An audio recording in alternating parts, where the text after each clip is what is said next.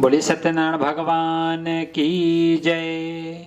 आज हम श्री सत्यनारायण व्रत कथा जो है उसकी जो है पूरी कथा को पढ़ेंगे और आप लोगों को भी सुनाएंगे।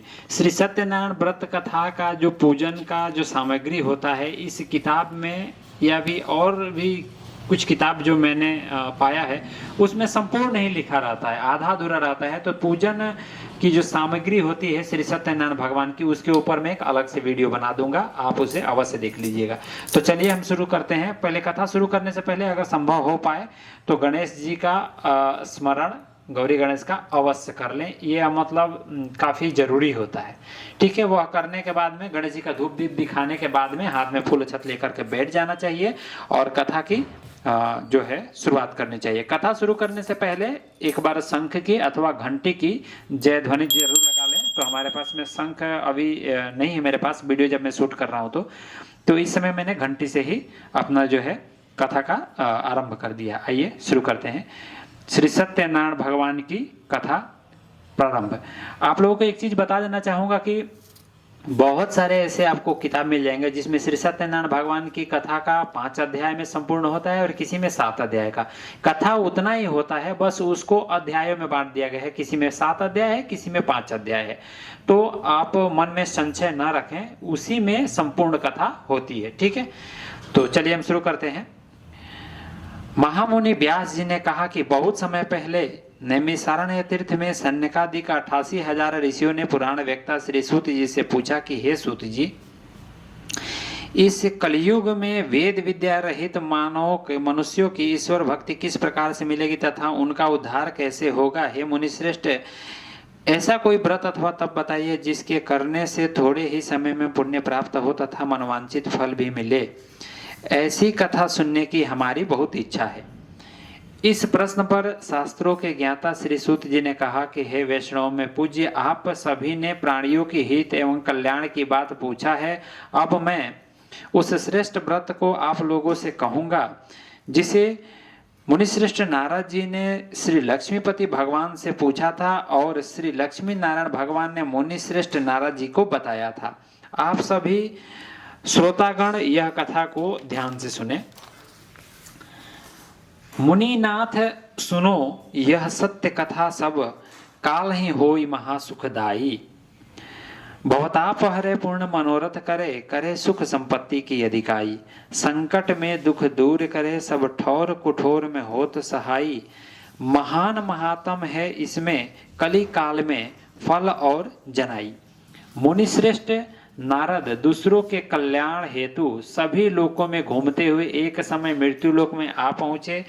यहाँ बहुत सी योनियों में जन्मे प्राय सभी मनुष्यों को अपने कर्मों अनुसार अनेक कष्टों से पीड़ित देख करके उन्होंने सोचा कि किस यत्न के करने से इन प्राणियों का जो कष्ट है उसका निवारण हो सकेगा। ऐसा मन में विचार करके श्री नारद विष्णु लोक गए। वहां श्वेत वर्ण और 4 भुजाओं वाले भगवान कि इस नारायण, जिनके हाथों में चक्र, शंख, गदा और पद्म थे तथा वरमाला पहने हुए थे, उनको देख करके स्तुति करने लगे। नारद जी ने कहा कि हे भगवान, आप अति शक्तिवान हैं, मन तथा वाणी भी आपको नहीं पा सकती। आपका आदि मध्य अंत कुछ भी नहीं है। आप निर्गुण स्वरूप सृष्टि के कारण भक्तों के कष्टों को नष्ट करने वाले हैं। आपको मेरा सत सत नमस्कार है। नारद से इस प्रकार की प्रार्थना को सुनकर के विष्णु भगवान बोले कि हे योगीराज, आपके मन में क्या है? आपका किस कार्य हेतु यहाँ पर आना हुआ है? निसंकोच होकर के कहिए। तब मुनिश्रेष्ठ नारद ने कहा कि मृत्युलोक में सब मनुष्य जो अनेक योनियों में पैदा हुए हैं, अपने अपने कर्मों द्वारा अनेक प्रकार के कष्टों के कारण दुखी हो रहे हैं। हे स्वामी, यदि आप मुझ पर दया रखते हैं तो बताइए कि उन मनुष्यों के जो सब कष्ट हैं थोड़े ही प्रयत्न में किस प्रकार से दूर हो सकते हैं। श्री विष्णु भगवान ने कहा कि हे नारद, मनुष्यों की भलाई हेतु तुमने यह बहुत उत्तम प्रश्न किया है। जिस व्रत को करने से मनुष्य कष्टों से छूट जाता है वह व्रत मैं तुमसे कहता हूँ, सुनो। अति पुण्य प्रदान करने वाला, स्वर्ग तथा मृत्यु लोक दोनों में दुर्लभ यह अति उत्तम व्रत है जो आज मैं तुमसे कहता हूँ, सुनो। श्री सत्यनारायण भगवान का यह व्रत विधि विधान पूर्वक संपन्न करने पर मनुष्य इस धरती पर सभी प्रकार के सुख भोग करके मरणों उपरांत मोक्ष को प्राप्त करता है। भगवान के ऐसे वचन सुनकर के नारद मुनि बोले कि हे भगवान, उस व्रत का विधान क्या है, क्या फल है, इससे पहले किसने इस व्रत को किया है और किस दिन इस व्रत को करना चाहिए, कृपया करके विस्तार से मुझे समझाइए। श्री विष्णु भगवान ने कहा कि हे नारद, दुख शोक एवं सभी प्रकार के व्याधियों को दूर करने वाला यह व्रत सब स्थानों पर विजयी कराने वाला है। श्रद्धा और भक्ति के साथ किसी भी दिन मनुष्य संध्या के समय श्री सत्यनारायण भगवान का ब्राह्मणों और बंधुओं के साथ पूजन करे। भक्ति भाव से केले का फल, नैवेद्य, घी, शहद, शक्कर अथवा गुड़, दूध और गेहूं का आटा सवैया लेवे। गेहूं के अभाव में साठी का चूर्ण भी ले सकते हैं। इन सभी को भक्ति भाव से भगवान श्री सत्यनारायण को अर्पण करें। बंधु बांधवों सहित ब्राह्मणों को भोजन कराएं। इसके पश्चात ही शून्य भोजन करें। रात्रि में श्री सत्यनारायण भगवान के गीत आदि का आयोजन करके श्री सत्यनारायण भगवान का स्मरण करते हुए समय को व्यतीत करें।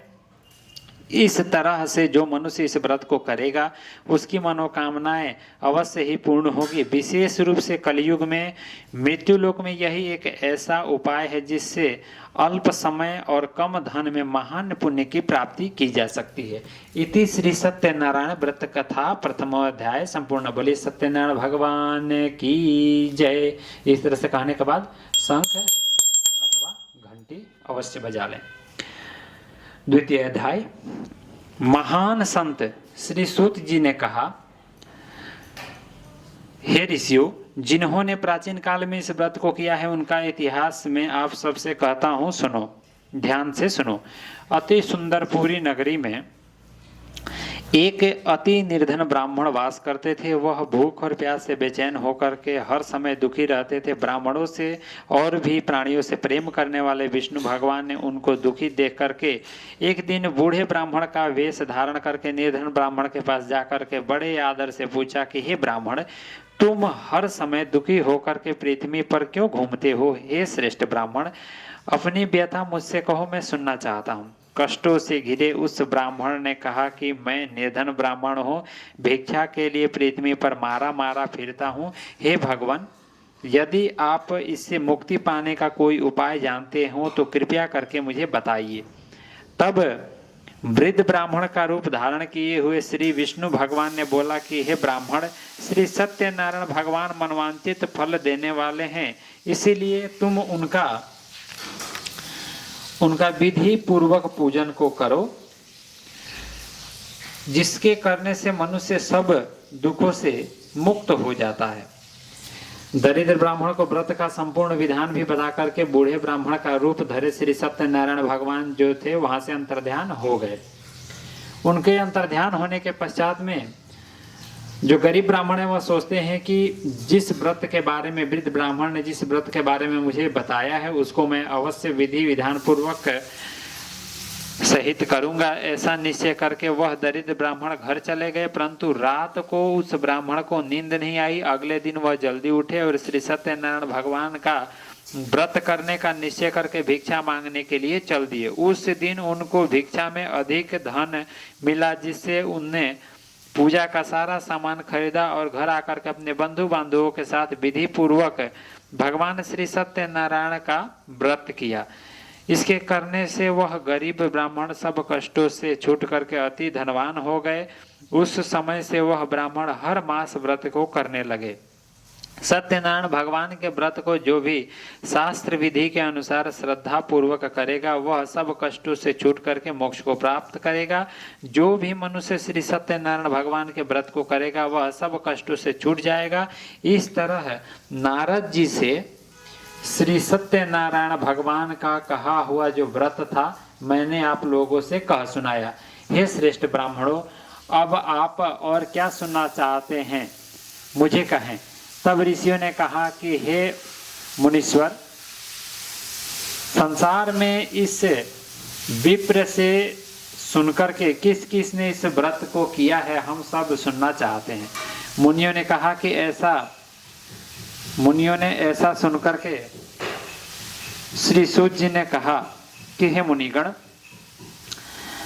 जिस जिस प्राणी ने इस व्रत को किया है उनकी कथा सुनो। एक समय वह धनी ब्राह्मण बंधुओं के सहित साथ में शास्त्र विधि के अनुसार अपने घर पर श्री सत्यनारायण भगवान का व्रत कर रहा था। उसी समय एक लकड़ी बेचने वाला बूढ़ा व्यक्ति वहां आया। उसके सिर पर रखा लकड़ियों का गट्ठर बाहर रख दिया और ब्राह्मण के मकान में चला गया। प्यास से बेचैन लकड़हारे ने विप्र को व्रत करते हुए देखा। वह प्यास को भूल गया।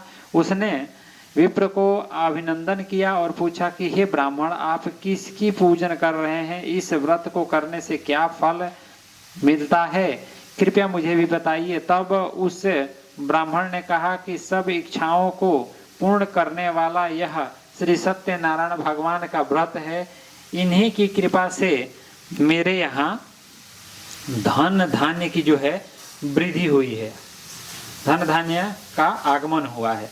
ब्राह्मण से इस व्रत के बारे में जान करके वह लकड़ीहारा जो है अति प्रसन्न हुआ।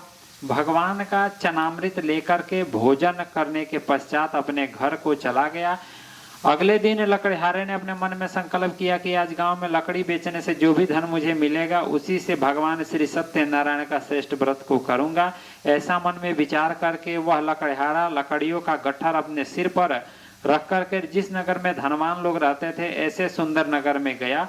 उस दिन उसे उन लकड़ियों का दाम पहले दिनों से चौगुना मिला। वह बूढ़ा लकड़ीहारा बहुत प्रसन्न होकर के पके केले, शहद, शक्कर, घी, दूध और गेहूं का चूर्ण इत्यादि श्री सत्यनारायण भगवान के व्रत की सभी सामग्री लेकर के अपने घर आया। फिर उसने अपने बंधु बांधवों को बुला करके विधि विधान पूर्वक भगवान श्री सत्यनारायण का पूजन एवं व्रत को किया। उस व्रत के प्रभाव से वह बूढ़ा लकड़ीहारा धन धान्य से संपन्न हुआ और संसार के समस्त सुखों को भोग करके वह वैकुंठ को चला गया। इति श्री सत्यनारायण व्रत कथा द्वितीय अध्याय संपूर्ण। बोले सत्यनारायण भगवान की जय। इस तरह से घंटी अथवा शंख अवश्य फिर से बजा लें। अब तीसरा अध्याय। श्री सूत जी बोले कि हे श्रेष्ठ मुनियों, अब मैं आगे की कथा कहता हूँ, सुनो। प्राचीन काल में उल्कामुख नाम के एक महान ज्ञानी राजा थे। वह तेजेंद्रिय और सत्यवक्ता थे। प्रतिदिन मंदिरों में जाते थे और गरीबों को धन दे करके उनकी दुखों को दूर करते थे। उनकी पत्नी कमल के समान मुख वाली सती साध्वी थी। एक दिन भद्रशिला नदी के तट पर वे दोनों विधि विधान से श्री सत्यनारायण भगवान का व्रत कर रहे थे। उस समय वहां साधु नामक एक वैश्य व्यापारी आया। उसके पास व्यापार के लिए बहुत सा धन था। वह वैश्य नाव को नदी के किनारे ठहरा करके राजा के पास आया। राजा को व्रत करते हुए देख करके उसने विनम्रता पूर्वक पूछा कि हे राजन, आप यह क्या कर रहे हैं? मेरी सुनने की इच्छा है, कृपया आप यह मुझे भी बताइए। महाराज उल्कामुख ने कहा कि हे वैश्य, मैं अपने बंधु बांधवों के साथ पुत्र की प्राप्ति के लिए श्री सत्यनारायण भगवान का व्रत व पूजन कर रहा हूँ। राजा के वचन सुन करके साधु नामक व्यापारी ने आदर से कहा कि हे राजन, मुझे भी इसका संपूर्ण विधि जो है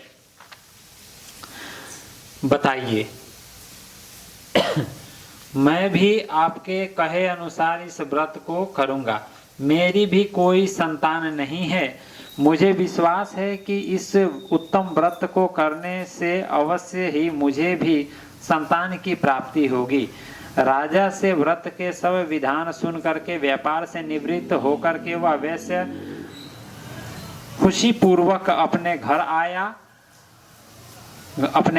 उसने अपने पत्नी को संतान देने वाले उस व्रत के विषय में बताया और प्रण किया कि जब मेरी भी कोई संतान होगी तब मैं भी इस व्रत को करूंगा।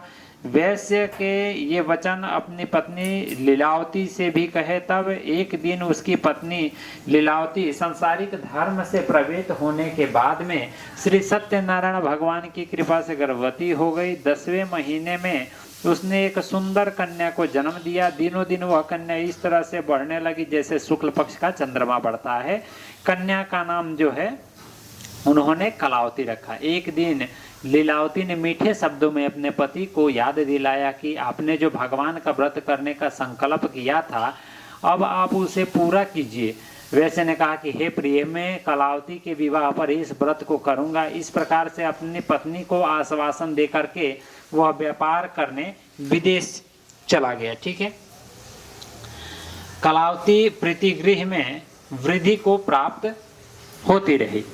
लौटने पर साधु ने जब नगर में सखियों के साथ अपनी वयस्क होती पुत्री को खेलते देखा तो उसे उसकी विवाह की चिंता हो गई। ठीक है। तब उसने एक दूत को बुला करके कहा कि उसकी पुत्री के लिए कोई सुयोग्य वर देख करके ले आओ। दूत साधु नामक उस व्यापारी की आज्ञा पाकर के कंचनपुरी पहुंचे और देखभाल करके वैश्य व्यापारी की कन्या के लिए एक सुयोग्य वाणिक पुत्र लेकर के आए। उस सुयोग्य लड़के के साथ साधु नामक व्यापारी ने अपने बंधु बांधवों सहित प्रसन्न चित्त होकर के अपनी पुत्री का विवाह जो है करा दिया।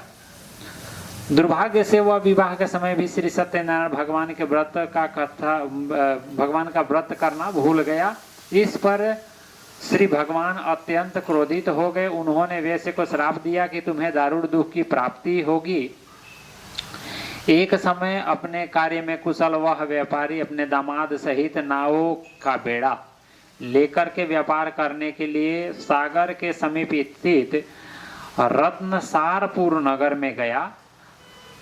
रत्नसारपुर में चंद्रकेतु नामक राजा राज करते थे।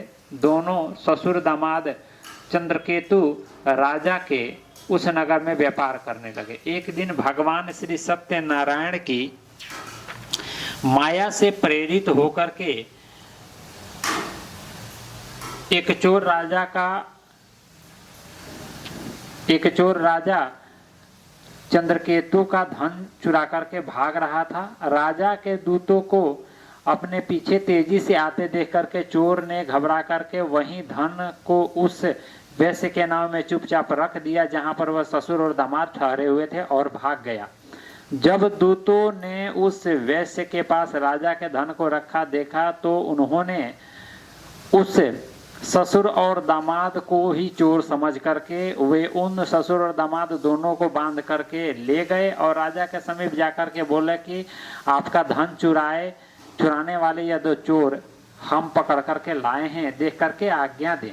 तब राजा ने उस वैश्य की बात बिना सुने उन्हें कठिन कारागार में डालने की आज्ञा दे दी। इस प्रकार राजा की आज्ञा से उनको कारावास में डाल दिया गया तथा उनका सारा धन जो था वह भी छीन लिया गया। सत्यनारायण भगवान के श्राप के कारण उस वैश्य की पत्नी लीलावती व पुत्री कलावती भी घर पर बहुत दुखी रहने लगी। उसका सारा धन चोर चुरा करके ले गए।